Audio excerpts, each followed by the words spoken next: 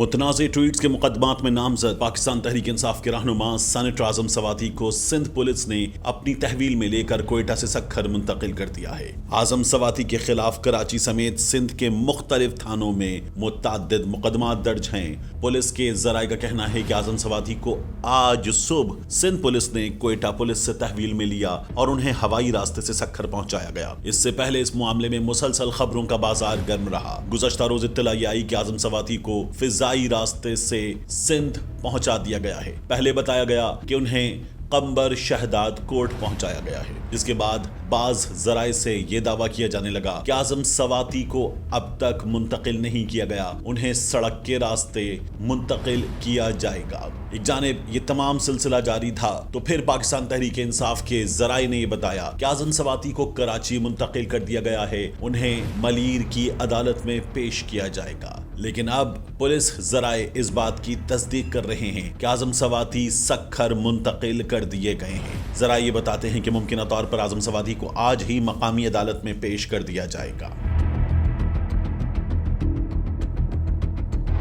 گزشتہ روز Balochistan high court نے اعظم سواتی کے خلاف پورے صوبے میں درج مقدمات ختم کرنے کا حکم دیتے ہوئے انہیں رہا کرنے کا حکم دیا تھا، مگر سندھ پولیس نے کوئٹہ پہنچ کر انہیں صوبے میں درج مقدمات کی بنیاد پر گرفتار کر لیا۔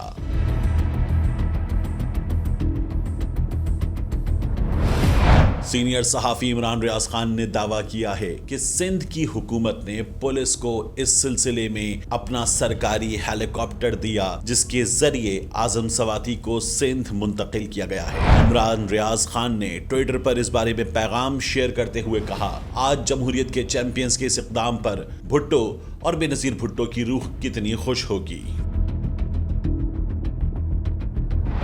دوسری جانب اسلام آباد انتظامیہ نے اعظم سواتی کا فارم ہاؤس قواعد و ضوابط کی خلاف ورزی پر سیل کر دیا ہے۔ پاکستان تحریک انصاف کے رہنماؤں کا کہنا ہے کہ اعظم سواتی کا یہ فارم ہاؤس نیا نہیں ہے، یہ ایک عرصے سے قائم ہے، مگر اب اس کو سیل کیے جانے کی کارروائی بتاتی ہے کہ اعظم سواتی کو انتقام کا نشانہ بنایا جا رہا ہے۔